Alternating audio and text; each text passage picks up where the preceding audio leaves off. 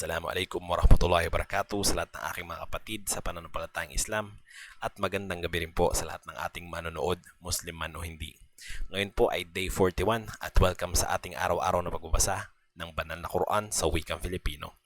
I-click nyo lamang po ang aking profile para sa mga nauna nating pagbabasa. Hinihikayat ko po kayo makibasa at magnilay kasama ko sa mga salita ni Allah na gabay para sa katauhan.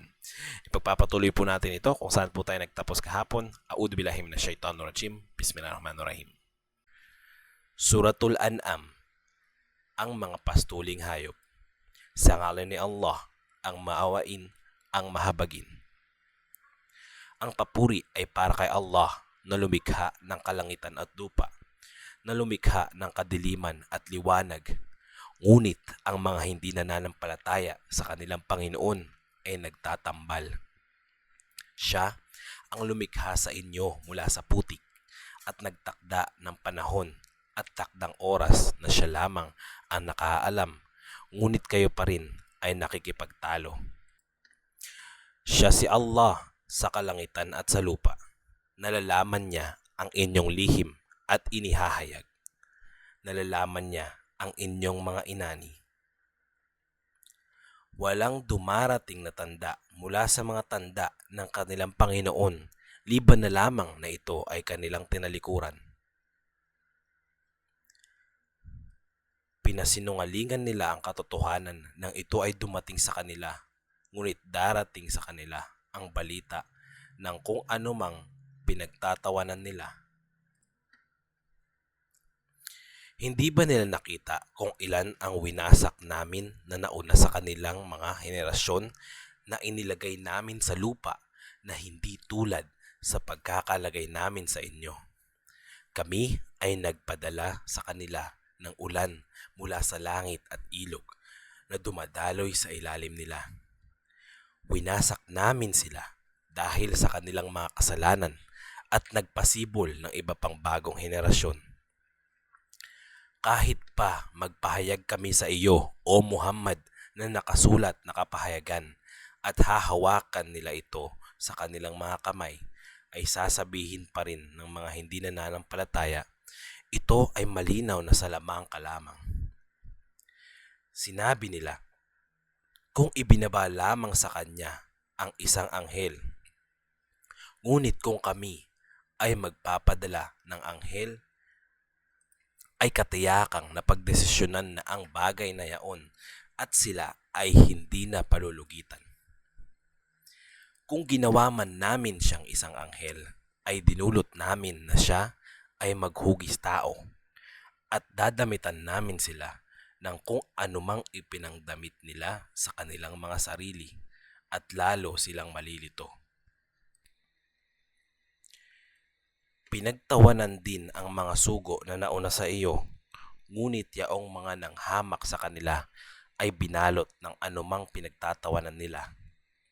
Sabihin, maglakbay kayo sa lupa at tingnan ninyo ang katapusan ng mga nagpasinungaling.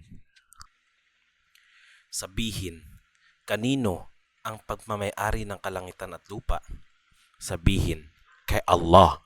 Siya ay nagtakda sa kanyang sarili ng habag. Siya ay magtitipon sa inyo sa araw ng paghuhukom na walang pagdududa rito. Silang mga nilugi nila ang kanilang mga sarili at hindi nananampalataya. Sa kanya ang anumang nahihimlay sa gabi at araw. Siya ang nakaririnig at ang nakaalam. Sabihin, may iba pa ba liban kay Allah na aking kukuning kakampi? Samantalang siya ang tagapaglikha ng kalangitan at lupa. Siya ang nagpapakain at hindi siya pinapakain. Sabihin, O Muhammad, tunay na ako ay napag-utusan na maging una sa inyo sa pagsuko at hindi mapabilang sa mga nagtatambal. Sabihin, tunay na ang kinatatakutan ko kung susuwayin ko ang aking Panginoon ay ang parusa sa dakilang araw. Sino mang makaiwas mula rito sa araw na yaon ay kinaaawaan niya. Yaon ay malinaw na tagumpay. Kung si Allah ay magpapadala sa inyo ng sakuna, ay walang makapag-aalis nito liban sa Kanya. Kung siya ay magpapadala sa iyo ng kabutihan, ay tunay na siya sa lahat ng bagay ay may kakayanan. Siya ang tagagapi sa kanyang mga alipin. Siya ang maalam at ang nakababatid. Sabihin, ano ang mas dakila, ang pagsaksi? Sabihin, si Allah ay saksi sa pagitan ko at pagitan ninyo. Ipinahayag sa akin ang Quran na ito upang babalaan kayo sa pamamagitan nito, at sino mang datnan nito, kayo ba ay tunay na sumaksi na may katambal si Allah na mga Diyos na marapat sambahin liban pa sa Kanya?